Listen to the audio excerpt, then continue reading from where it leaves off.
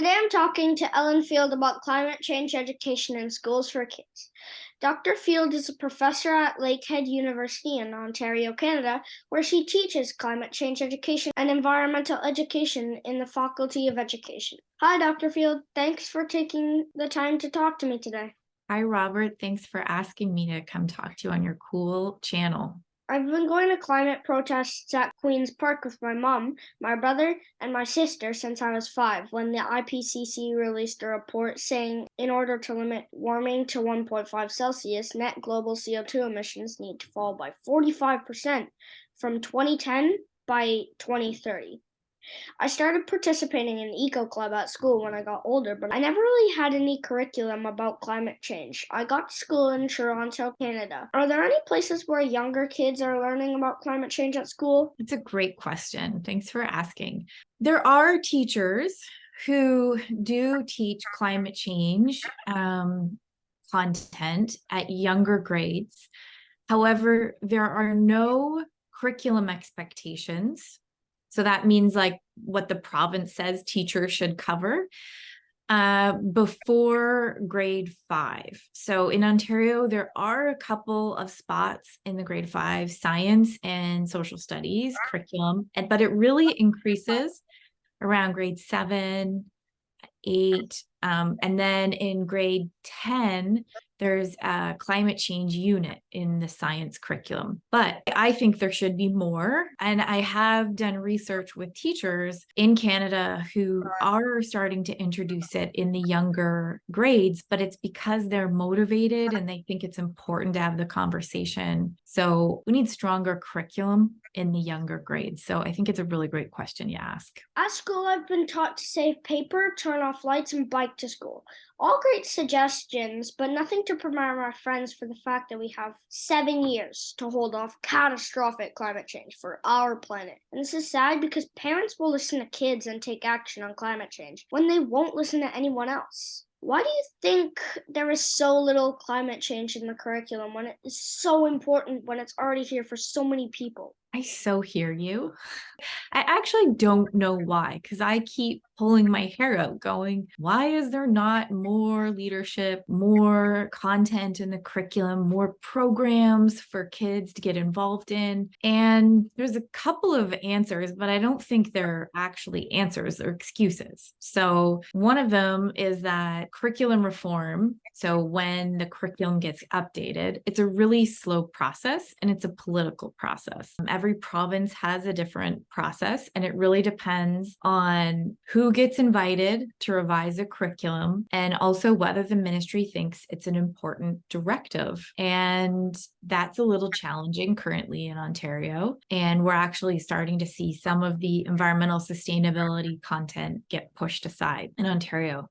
In Canada, though, in British Columbia, the Ministry of Education issued a statement to say this is important and this is the ways that we should integrate it. And British Columbia is actually much further ahead than other places. But it's a real problem because actually, when Canada signed the Paris Climate Agreement, one of the articles says that Canada is going to improve climate change education. So at the federal level, we've made a commitment, but the provinces are not stepping up and ensuring that our education systems are in line with what we've committed to. Yeah. Like you said before, my brother came home in 10th grade and said he was having climate education for the first time. A report from Ontario Eco Schools says that the existing literature on climate change education in Ontario suggests that its integration depends largely on the inclinations and capacities of individual teachers and schools that are taking leadership roles on this issue.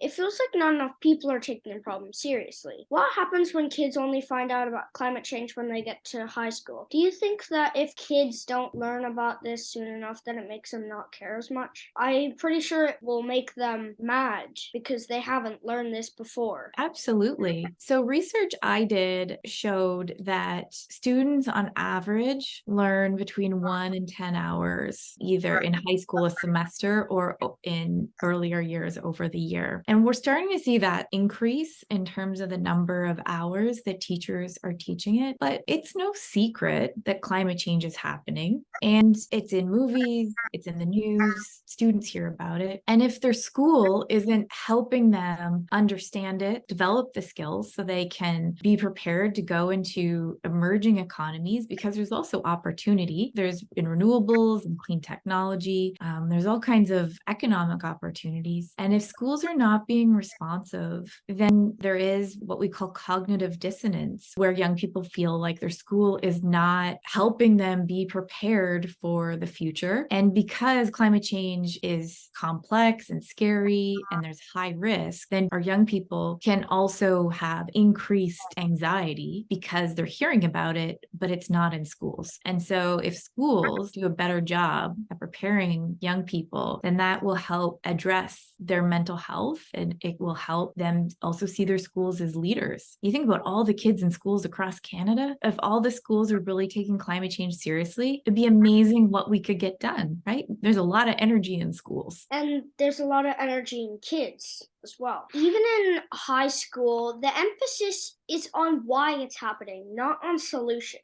and what kids can do to fight and help things be better. Do you think not teaching solutions to kids will make their eco anxiety worse? So, first, climate anxiety is also a normal response to the climate crisis. And so, young people in general, they know that climate crisis is happening. And so, we need to find ways in schools that they're helping to get better information, develop skills, connect with community leaders who are taking action, as well as acknowledge that the climate crisis is happening. If we're not acknowledging that and validating young people's experiences in schools, then they will have increased eco anxiety. So I really see that schools can be a place where young people can talk about how they're feeling, can learn about it, can get engaged in projects. And one of the things that's really come up from research we've done is high school students and university students, 2/3 of them basically said they have climate anxiety or negative emotions about climate and their life, but they don't talk to anybody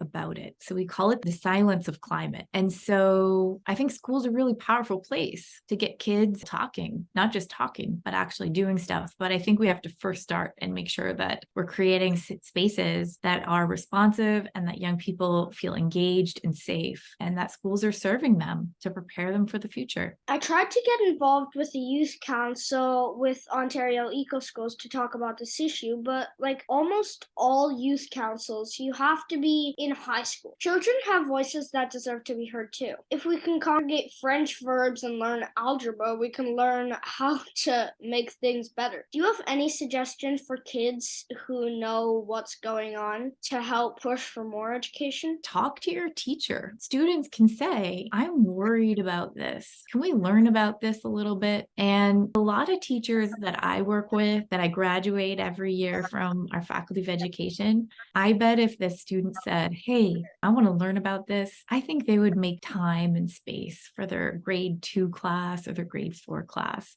And that's another thing.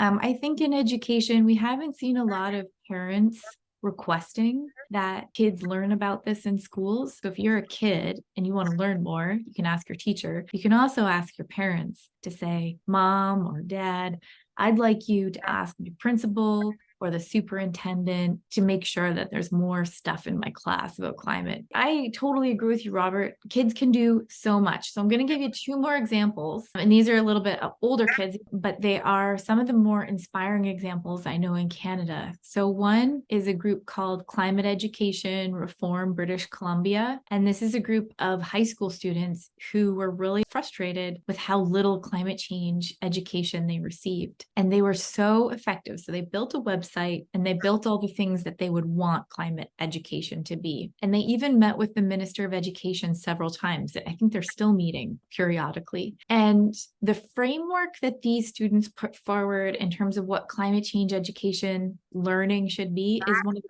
best frameworks I've seen among researchers and other people. So I think young people have a lot to contribute. And the other one is from the student trustees at a school board close to where I live. And they developed a climate action plan for their school board, and they worked with all the different leadership in the school board, like the procurement people, like the people who buy stuff for the school board, the transportation people, the people who organize the school buses. And these students developed the most ambitious climate action plan I've seen in Canada. And it was the student trustees who did it. It was not the adults. They worked with adults, but it was the students who did it. So those are a couple of examples. And there are so many ways that young people can get involved. And young people have, in many ways, some of the real answers to how we fix our education system. I suggested a program to my eco club teachers, and it's called Toonies for Trees. So I was offering to buy freezies for my school, and they buy them for a toonie, and $1 goes to the school, and then $1 goes to one tree planted. So one tree per dollar. And we can donate it to that, and then they're gonna go and plant it themselves. Trees are so amazing in terms of taking carbon dioxide in. They're fairly inexpensive, and they also help us build our ecological systems up to be more resilient to climate impacts. So that is a great action. It reminds me of a climate leader named Felix Finkner, who started a project called Plant for the Planet when he was in grade 5. And that went on to be adopted by the UN. And I think Felix is now in his 20s, but that organization has grown and grown and grown. And that story is a testament that kids can do stuff, right? You don't have to be 16. You don't have to be 19. Kids can do stuff. This has been a really great talk. Thank you for taking the time to chat with me today. And remember, together kids can save the world. Please like and subscribe. Thank you. Hey, that was awesome. Thanks.